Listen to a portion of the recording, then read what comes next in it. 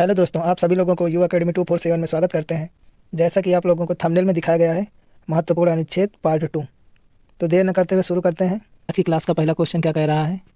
वर्तमान में भारतीय संविधान में कुल कितनी धाराएं हैं?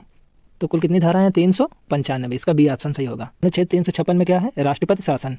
अनुच्छेद 370 में क्या है? जम्मू कश्मीर को एक विशेष दर्जा।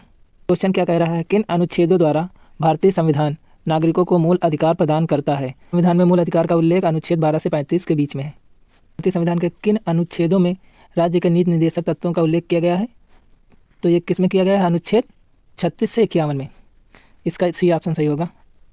अगला क्वेश्चन क्या कह रहा है? भारतीय संविधान के अंतर्गत कल्याणकारी राज्य की अवधारणा निम्नलिखित में से किस अनुच्छेद में वर्णित है? तो इसका बी ऑप्शन सही होगा। अनुच्छेद 39।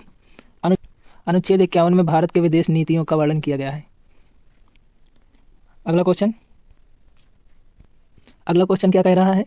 भारतीय संविधान का कौन सा अनुच्छेद राज्य सरकारों को ग्राम पंचायत के गठन का निर्देश देता है? भारतीय संविधान में ग्राम पंचायत के गठन का निर्देश किस अनुच्छेद में कहा गया है? अनुच्छेद 40 में। ग्राम पंचायतों का गठन अनुच्छेद 40 में है। अनुच्छेद 32 में संवैधानिक उपचारों का अधिकार है। अनुच्छेद 32 को डॉक्टर भीमराव अम्बेडकर ने संविधान का हृदय और आत्मा कहा है। अगला क्वेश्चन 42वें संविधान संशोधन द्वारा संविधान के किस अनुच्छेद में मौलिक कर्तव्यों का वर्णन किया गया है? तो किसमें किया गया? अनुच्छेद 51 के ए में। इसका बी ऑप्शन सही होगा। अनुच्छेद 51 के ए में। क्वेश्चन क्या कह रहा है? भारतीय संविधान के किस अनुच्छेद में मौलिक कर्तव्यों की चर्चा की गई है? तो भारतीय संविधान के किस अनुच्छेद में मौलिक कर्तव्यों का वर्णन किया गया है? अनुच्छेद 51 के ए में मौलिक कर्तव्यों का वर्णन किया गया है। अनुच्छेद 50 के ए में कार्यपालिका और न्यायपालिका के पृथक्करण की बात कही गई है। भारत में एक राष्ट्रपति होगा, इसका उल्लेख अनुच्छेद 52 के ए में किया गया है। भारतीय संविधान का कौन सा अनुच्छेद राष्ट्रपति के पद के लिए पुनः निर्वाचन की योग्यता निर्धारित करता है? तो इसका डी ऑप्शन सही होगा। अनुच्छेद 57। भारत का एक राष्ट्रपति होगा, इसका उल्लेख अनुच्छेद 52 में किया गया है। अनुच्छेद 54 में राष्ट्रपति के निर्वाचन की प्रक्रिया है। कौन से अनुच्छेद के अंतर्गत भारत का सर्वोच्च न्यायालय नागरिकों के मौलिक अधिकारों की रक्षा करता है? तो कौन सा अनुच्छेद करता है? अनुच्छेद 32, जिसे डॉक्टर भीमराव अम्बेडकर ने संविधान की हृदय और आत्मा कहा है।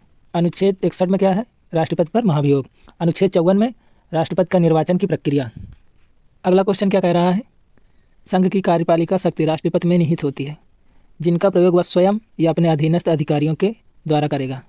तो किस में कहा गया है? अनुच्छेद 53 में कहा गया है कि संघ की कार्यपालिका शक्ति राष्ट्रपति में निहित होगी। अनुच्छेद 51 में भारत के विदेश नीतियों का वर्णन किया गया है। अनुच्छेद 51 के का में मौलिक कर्तव्यों का वर्णन किया गया है। किस संविधान संशोधन के द्वारा? 42वें संविधान संशोधन 1976 के द्वारा। किस समिति के द्वारा? स्वर्ण सिंह समिति के द्वारा किया गया। और राष्ट्रपति के निर्वाचन की प्रक्रिया किसमें है? अनुच्छेद 54 में है। अनुच्छेद 52 में कहा गया है कि भारत का एक राष्ट्रपति होगा। अगला क्वेश्चन क्या कह रहा है? भारत के राष्ट्रपति पर महाभियोग के प्रावधानों के बारे में उल्लेख किया गया है। अभी बताया था अनुच्छेद 61। अनुच्छेद 61 में भारत के राष्ट्रपति पर महाभियोग की प्रक्रिया का वर्णन किया गया है। इसका बी ऑप्शन सही होगा। अनुच्छेद 51 में भारत के विदेश नीतियों का वर्णन किया गया है। अनुच्छेद 54 में राष्ट्रपति के निर्वाचन की प्रक्रिया का उल्लेख किया गया है। अनुच्छेद 63 में क्या कहा गया है? कि भारत का एक उपराष्ट्रपति होगा। अगला क्वेश्चन क्या कह रहा है? संविधान के किस अनुच्छेद में उपराष्ट्रपति के पद का प्रावधान किया गया है? अभी बताया था अनुच्छेद 63 में। अनुच्छेद 63 में क्या कहा गया है? कि भारत का एक उपराष्ट्रपति होगा। अनुच्छेद 52 में क्या कहा गया है? अनुच्छेद 52 में कहा गया है भारत का एक राष्ट्रपति होगा। अनुच्छेद 63 में क्या कहा गया है? भारत का एक उपराष्ट्रपति होगा। अनुच्छेद 53 में क्या कहा गया है? अनुच्छेद 53 में राष्ट्रपति के कार्यपालिका का वर्णन किया गया है। अनुच्छेद 76 में महान्यायवादी का वर्णन किया गया है। महान्यायवादी का वर्णन किसमें किया गया है? अनुच्छेद 76 में।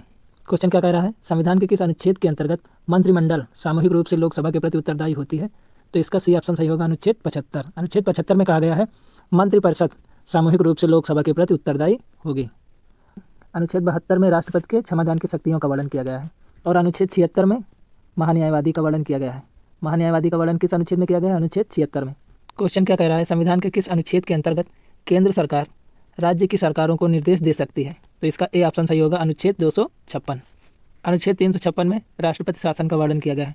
अनुच्छेद 370 में जम्मू कश्मीर को एक विशेष दर्जा प्रदान करने का वर्णन किया गया है। अनुच्छेद 343 में संघ की राजभाषा का वर्णन किया गया है। अनुच्छेद 368 में किसका प्रावधान किया गया है? इसका आंसर कमेंट बॉक्स में दें। अगला क्वेश्चन क्या कह रहा है? अंतर्राज्यीय परिषद के गठन का प्रावधान संविधान के किस अनुच्छेद के अंतर्गत किया गया है? तो इसका वर्णन अनुच्छेद 263 के अंदर किया गया है। अनुच्छेद 280 में वित्त आयोग का वर्णन किया गया है। बजट का उल्लेख संविधान के किस अनुच्छेद में किया गया है? जिसको आंसर पता हो कमेंट में अपना आंसर ज़रूर शेयर करें। और हमारी वीडियो पसंद आई हो तो लाइक करें, शेयर करें और हमारे चैनल को सब्सक्राइब करें। फिर मिलते हैं अगले वीडियो में, तब तक के लिए बाय बाय, टाटा।